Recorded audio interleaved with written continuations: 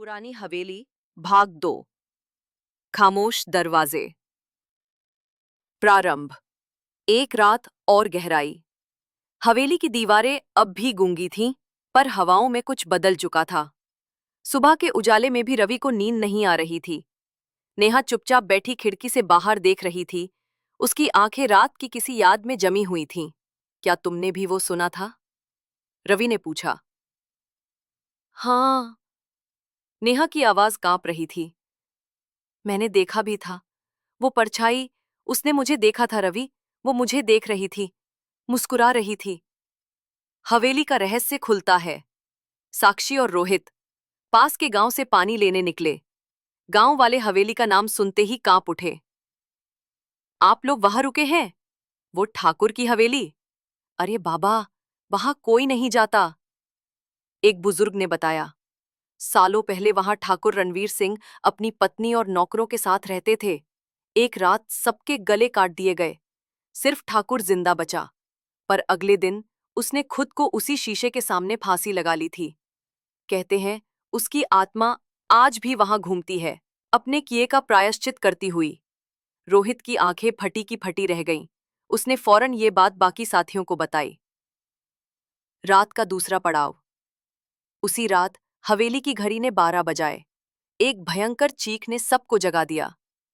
रवि भागा उस कमरे में जहां साक्षी सो रही थी, लेकिन दरवाजा अंदर से बंद था। खिड़की से झांक कर देखा, साक्षी कमरे में नहीं थी। नेहा, रोहित, साक्षी गायब है। रवि की आवाज डर और गुस्से से कांप रही थी। नेहा ने कांपते हुए कहा, मैंने देखा, कोई उसे घसीट कर ले जा रहा था। उसका हाथ हवा में लहरा रहा था, जैसे वो किसी अदृश्य शक्ति से खींची जा रही हो। ठाकुर की डायरी। नेहा को हवेली के पुराने कमरे में एक फटी पुरानी डायरी मिली। उस पर लिखा था, रणवीर सिंह ठाकुर की निजी डायरी। मुझे अपने पापों का पछतावा है। मैंने अपनी पत्नी को शक के चलते जिंदा जला दिया और नौकरों को जिंदा दफना दिया। हवेली अब श्रापित हो गई है। मैं नहीं चाहता कोई और इस त्रासदी का शिकार बने। जो भी इस हवेली में आएगा, वो मेरे पापों का हिस्सा बनेगा। अगर वो मेरी आत्मा को शांति देना चाहता है, तो उसे मेरी पत्नी की अधूरी आत्मा को मुक्त करना होगा। वो अब भी तय। बलिदान और मुक्ति। रवि को एक पल में सब समझ आया। हवेली बलिदान मांग रही थी। अगर कोई स्वेच्छा से आत्मा को खुद में समाहित करे, तभी हवेली मुक्त होगी। नेहा ने मुस्कुराकर रवि की तरफ देखा। मुझे जाने दो रवि, ये मेरा फर्ज है।